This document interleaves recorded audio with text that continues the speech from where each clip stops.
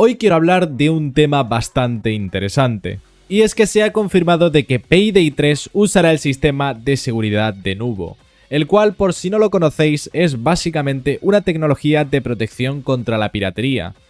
Esta tecnología surgió en 2014, con el estreno del juego FIFA 15.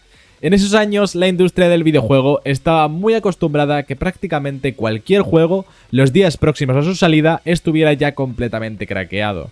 Cosa que no ocurrió con FIFA 15. Desde el éxito del juego de deportes, obviamente las empresas empezaron a implementarlo en sus juegos, haciendo imposible para los crackers sacar una versión estable del videojuego. Esto, si de primeras puede parecer algo muy interesante, realmente es algo que puede llegar a ser perjudicial. Os lo explico. No mucha gente realmente sabe cómo funciona exactamente Denuvo, pero una explicación bastante general es que cada ciertos momentos el juego verifica con los servidores de Denuvo que esté todo completamente legal. Este proceso, como podéis imaginar, hace que un juego use más recursos de tu ordenador. Y esto es algo que se ha visto reflejado en juegos con Denuvo que han podido ser craqueados meses después, removiéndoles esta característica. Y como podéis ver ahora mismo, las diferencias de FPS entre el juego con Denuvo y el juego sin Denuvo son bastante considerables. Aparte de que en ordenadores de no muy alta potencia puede llegar a crear tirones bastante considerables. Todo esto causado por estar verificando el código del juego constantemente.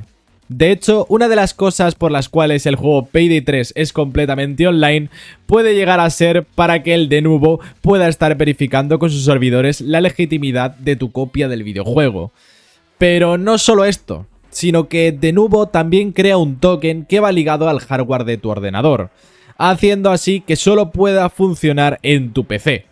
Y claro, implementar estas versiones, como comprenderéis, no es gratis. La versión más básica de esta tecnología cuesta alrededor de los 60.000 euros. Y si además quieres encriptar el juego para que sea más complicado, cuesta unos 80.000 más. Lo que haría un total de 140.000 euros. Pero no solo eso, sino que si se superan las 500.000 ventas del videojuego, se tiene que pagar un total de 60.000 euros adicionales. Y volviendo con Payday, sí, esta herramienta estará implementada en Payday 3, haciendo que el juego pueda llegar a causar tirones e inestabilidad de FPS. Aparte de que obviamente el juego muy seguramente tarde meses en ser craqueado debido a este sistema que ha implementado. Si queréis saber mi opinión, considero que la piratería es algo con lo que no se puede pelear, ya que siempre habrá gente craqueando los juegos. Pero en este caso, que un sistema de seguridad haga que mi juego pueda ir hasta 20 FPS menos y encima tenga que estar conectado todo el rato a los servidores, me parece una muy mala idea.